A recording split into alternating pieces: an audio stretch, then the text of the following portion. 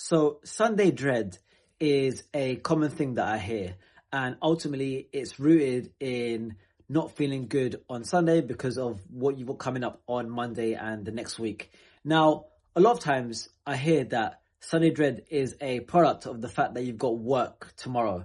And I don't think that's the case at all. I don't think Sunday dread comes from the fact that you've got a lot of work, tasks to do the next day or the next week. I think it's more so to do with the fact that you're out of alignment of what you really should be doing and what your purpose is. Because Sunday dread doesn't exist if you love what you do, if you're passionate about what you do, and you really feel like you're working on your purpose. I think it comes when you're out of alignment and you're working on things that, yes, might give you good financial reward, but actually, you know, it doesn't fulfill you. It doesn't fulfill your spirit. And because of that, you don't have the drive to actually do it with a smile on your face.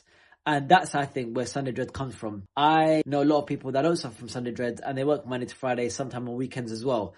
My father being one example. My dad has been a plumber for over 2 decades and I've never once seen that man suffer from Sunday dread. And I actually recall, being in secondary school and being in his van. And on one Friday, I was super happy and excited because it was Friday and he gave me a telling off. Because for him, the days aren't different. He doesn't really care if it's Friday or Monday. For him, it's all the same. So that showed me even then that actually anything that you work on, you want to make sure that you love what you're doing and you have some level of passion for it as well. And when I was in the corporate world, I suffered from Sunday dread quite a lot because I knew I wasn't working on anything that I was really truly passionate about. I knew I wasn't working on anything that gave me real fulfillment. Ultimately, for me, I felt like I was one small piece of a big, big puzzle. And that's why I started investing in property to actually enable myself to actually gain freedom and then work on things that actually give me passion and that give me purpose. And for me, it's 2 things. It's 1, my property business and building my property portfolio. And 2, it's actually helping others with their property journey as well. So helping others climb on the property ladder, whether that's buying their first residential property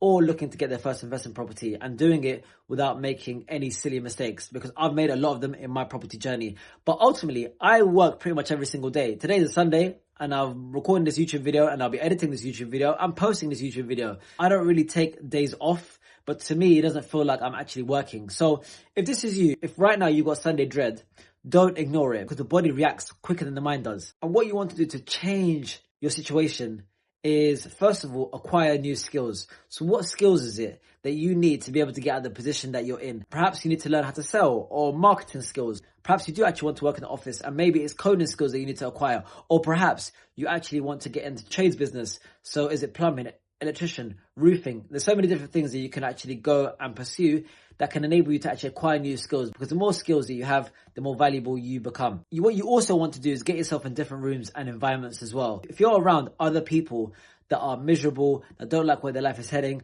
then you're going to feel the effects of that. However, if you're around other ambitious, high-achieving individuals, you'll slowly start to pick up on their energy, their habits, and then you'll essentially start to make progress as well. So those are the key things that you want to be thinking about and doing if you want to change the way you feel. Because what you don't want to do is live a life where you live for the weekends and then it comes to Sunday and you're feeling that dread. So hopefully this video has helped you understand what Sunday dread really is from my perspective and how you can actually go about reframing it and taking the necessary steps to change it. So if you enjoyed this video, do give it a like, and if you found value from this video or any other video on this channel, then do subscribe as well. And until next time, happy investing.